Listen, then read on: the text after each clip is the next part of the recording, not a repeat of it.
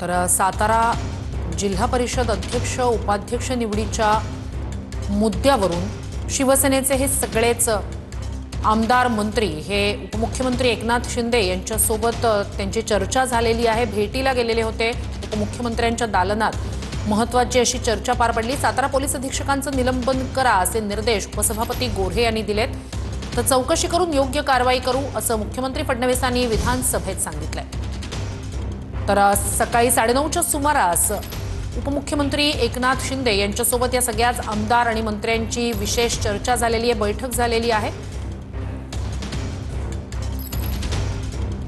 बैठकीला मी गेलो, नितीन काका पाटील आले होते, अतुल बाबा आले होते, सगळे एकत्र बसलो होतो। त्यावेळेला असं ठरलं की जिल्हा पातळीवरती महायुती म्हणून आपण तिघं एकत्र लढायचं का। माझी आग्रही भूमिका होती की आपण तिघं एकत्र जाऊ, जो मेन आमदार असेल त्याचे 60% सीट आणि राहिलेल्या जे ॲन्सिलरी पक्ष आहेत त्यांच्या 20-20% करू।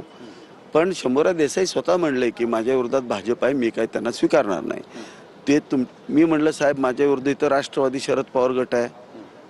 ते म्हणले तुम्ही मग अजित पवार गटाशी बसा।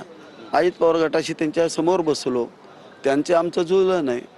जे आमच्या निवडून आलेल्या सीट आहेत त्याच त्यांनी मागितल्या, तरीसुद्धा मी काही बोललो नाही। मग म्हटलं साहेब आता त्यांचं आमचं जुळत नाही। मग म्हटलं तुम्हाला करायचं ते करा।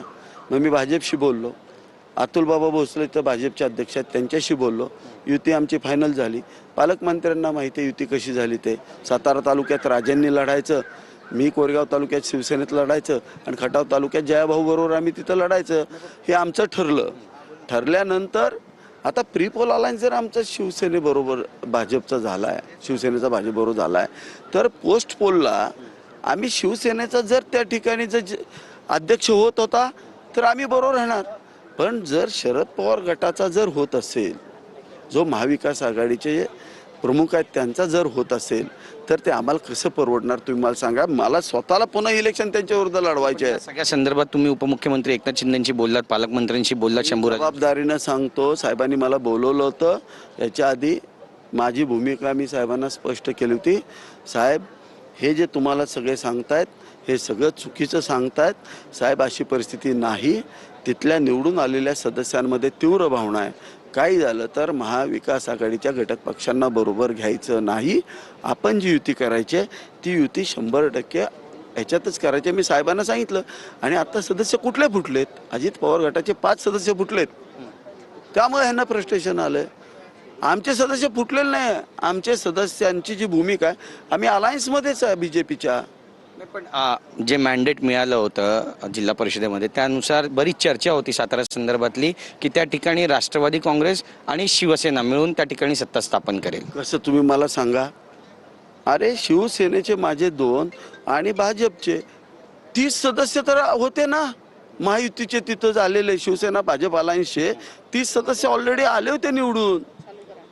अपहरणाचं मग प्रकरण काय? कारण त्या ठिकाणी मग शंभूराजे पण होते, पोलिसांची धक्काबुक्की झाली, त्यांना धक्काबुक्की झाली। पहिल्यांदा ते म्हणतात की असं पहिल्यांदा घडलंय महाराष्ट्रामध्ये की पालकमंत्र्यांना पोलिसांकडून मारहाण झालेली आहे। आणि त्यामुळे तुषार जोशी या एसपींचं सुद्धा निलंबनाचे आदेश निलमताई गोरे यांनी दिलेत, उपसभापती आहेत त्यांनी आत्ताच हे आदेश दिलेले आहेत। तुमची या आदेशावरती प्रतिक्रिया काय? तुम्हाला पटतं हे सगळं?